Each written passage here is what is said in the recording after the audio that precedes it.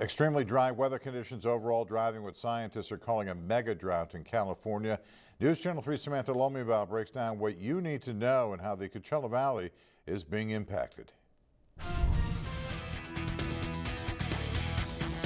A new study shows that over the last 20 years, the western U.S. has seen its worst drought in 1,200 years. That's according to the Nature Climate Change Journal. What is a mega drought compared to just any other drought that we've had here in California?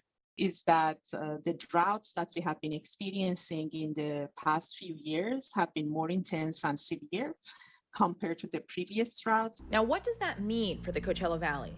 I spoke with University of Riverside's Huri Ajami, a professor of groundwater hydrology, who says the desert has recently seen much hotter and drier conditions. If we are looking at the records, temperature records, we see that there has been an increasing trend in minimum temperature. That's a little bit concerning.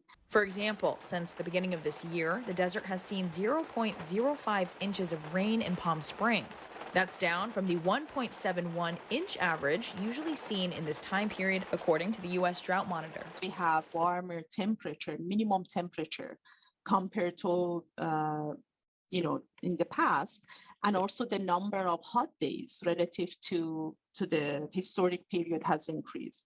These hot temperatures are making a big impact on warming patterns throughout the valley. It's not just that we got less snow, it's that how the snow is melting is changing. We're seeing it melt earlier and earlier, and that's problematic to the state system that wasn't really built to handle that. Fortunately, Ashley Metzger with the Desert Water Agency told me the Coachella Valley sits on top of a healthy and robust groundwater basin. And on top of that, we have decades of good water management, which means we're not just sucking the water out, we're actually replenishing that water. We're bringing in water from other places. As for when it will end, well, scientists say it will take several years of above average precipitation. Experts say it's all about long-term planning to hopefully put an end to an extreme drought. We look at 5-year drought risk assessments.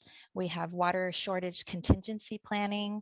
We look at climate change assessments. Together, we can continue to use water efficiently, and we encourage that at all times.